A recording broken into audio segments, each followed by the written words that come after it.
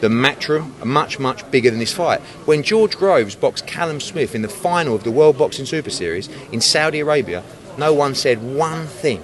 Not one thing. Why do you think that is? Well, it's me. Because that's true. Yeah, it's me. It's me, but it's more the profile of the fight, the size of the fight, and people want to criticise. Like, there was no one really pushing that fight. So if I did that fight, I would have got a load of stick. But not as much stick as Joshua. No, not for that. What about Eddie? What about saying that he don't feel safe going over there? Andy Ruiz will be the safest person on the planet. We've been out there. We've got everything completely under control. The government, skills challenge, they want to make this. The whole world will be watching this event. What about the idea that Joshua's doing a heel turn? I don't know if you're familiar with that term, heel turn. Like yeah, on Lennox Lewis. Not on Lennox Lewis, on Andy Ruiz, just in general, like his attitude. He's normally like a happy-go-lucky guy. Do you know what? You can't win, right? Because over the years, he's tried to be the consummate professional. Right. And he gets criticism, people saying to him, oh, you're a bit boring. You got to speak up more. You let Eddie Hearn be your mouthpiece. So he gives an interview where he just gives his thoughts. Oh, Joshua, what's happened to him? He talks too much. He talks shit. Oh, so you can't really win. But I just think now Joshua is in a situation where the loss has kind of just brought him to the reality of the sport and the situation, which is anything can happen at any time. People will back you on the way up and kick you on the way down. So fuck everybody. Like that's what I think. It's almost like you want to criticise me, I'm going to tell you how I feel. That Lennox Lewis thing, Lennox Lewis has been having digs and criticisms at Anthony Joshua for years and years. It goes back to when he tried to sign him as a manager and Joshua turned him down. It has nothing to do with Lennox Lewis as a fighter. He's one of the greatest heavyweights of all time. But that's what his opinion of him as a person. Can you expand more on the security measures that'll be in place for what you started and then you got interrupted? Just like everything that's been requested by Team Ruiz has been delivered. So we know the security measures. It's not like, Bob Arum talks about with this country. It's just a procedure to make sure that everybody is ultra comfortable. Team Ruiz came back with their own questions and said, we would like this in place. We said, we will deliver that, absolutely. Whether that's to have an additional, your own people. You've got to understand, this is a sort of government, royal family affair, where everything will be absolute perfection. And they will make sure, and we've seen in the build-up, we've seen with the agreements, we have everything in place to make sure this event is absolutely as safe as possible. Eddie, December 7th, the critics have said that everything's on the line for AJ if he loses the fight. How do you feel about that? Well, I think they're right. But I will say one thing. I mean, if you lose, you've had 24 fights or 25 fights and you've lost to one man and you're 29 and you've been the unified world heavyweight champion. So it's not the end of the world, but of course he just wants to win. Or was Andy Ruiz just really good? Has he got his number? We'll find out on December 7th. How come that you say that he signed the contract, and then Andy Ruiz says he never signed? You say it's going to be in Saudi Arabia. Andy Ruiz says he's not going. Yeah. And then he came back and said, "Look, I'm sorting everything out. Right. That's being sorted out. There's a press conference in 2 weeks. Both fighters will be there. Saudi Arabia, London, New York." He's quite right to ask certain questions. His team, they wouldn't be doing a job if they weren't. All those questions have been satisfied. You'll hear from Andy Ruiz in the next day or so about the fight. And he wanted it on neutral. He didn't want to come to the UK. So you can't moan about not coming to the UK. Then you get a neutral venue and moan about a neutral venue. He was given an opportunity from the gods. And he pulled off a victory from the gods, which he deserves. Be a man, honour the contract. That is what he will do. That is what his team will do.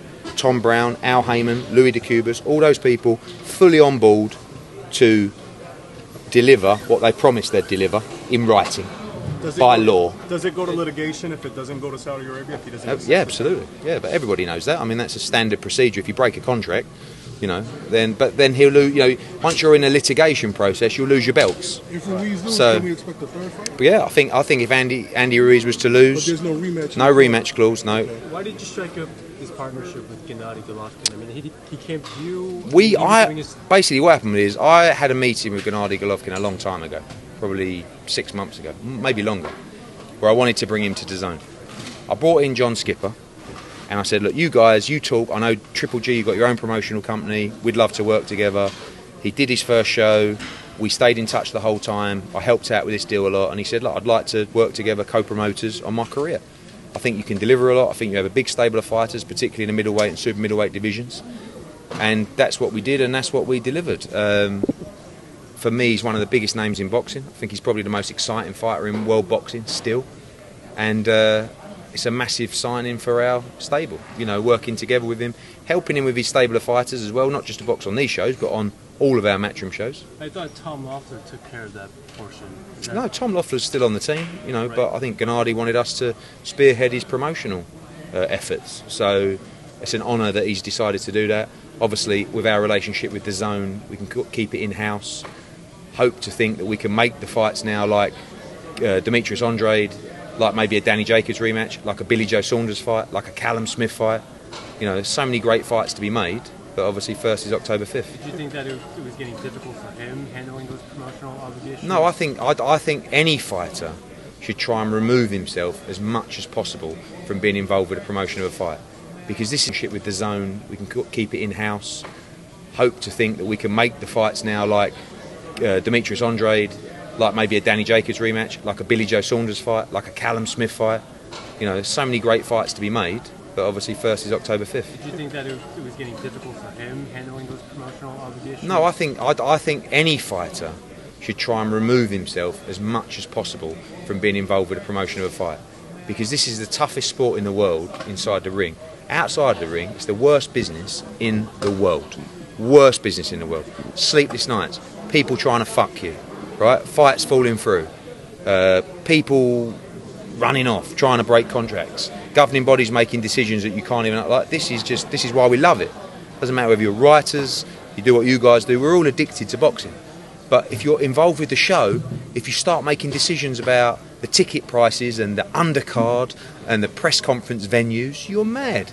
You've already got the toughest job in the world. Don't make it any harder. So I think he looked at that in that respect and said, Triple G Promotions is extremely important to me moving forward. We want to work with a partner who can push the shows, push the events, plan our strategy worldwide. This is beyond just boxing in America. You know, we have to look at the Middle East. We have to look at Japan for the Murata fight. We have to look at maybe fighting in the UK again. So it's a global strategy rather than just... The Murata fight, that's a big fight. I mean, that's a big fight. Murata in Tokyo is a huge fight. I would love to put a fight like that on. That's a groundbreaking fight. If the Canelo fight falls through for Triple G, amongst your stable, who do you like to match Triple G? I think Billy Joe Saunders is a great fight. I think Billy Joe Saunders is a fight that was close quite a few times. I think Callum Smith is, right now, without question, the number one 168-pounder in the world. Everyone's afraid to fight him.